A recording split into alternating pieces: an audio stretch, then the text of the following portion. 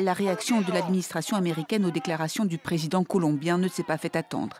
Et elle est sans équivoque, révocation du visa qui lui a été accordé. Vendredi, en marge de l'Assemblée générale des Nations unies, Gustavo Petro a rejoint une manifestation pro-palestinienne qui se tenait aux abords du siège de l'ONU à New York. Aux côtés de Roger Waters, ancien membre des Pink Floyd, il a appelé les soldats américains à désobéir. Désobéissez aux ordres de Trump. Je souhaite que les jeunes tant d'Israël que des États-Unis pointent leurs armes non pas vers l'humanité, mais vers les tyrans et les fascistes.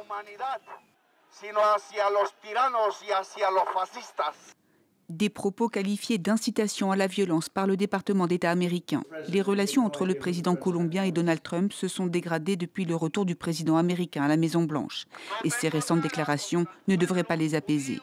Le chef d'État colombien a appelé à la création d'une force militaire internationale dont la première mission serait de libérer la Palestine.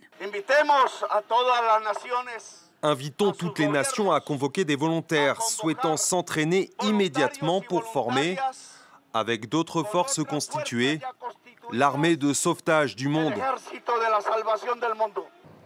Les États-Unis sont le premier partenaire commercial de la Colombie et les deux pays sont des alliés historiques dans la lutte contre le trafic de drogue.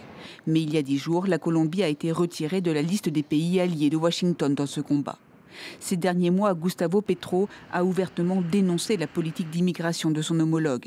Mardi, à la tribune des Nations Unies, le président colombien a réclamé qu'une procédure pénale soit lancée contre Donald Trump. En cause, les frappes américaines début septembre contre des embarcations vénézuéliennes accusées, selon la Maison-Blanche, de transporter de la drogue.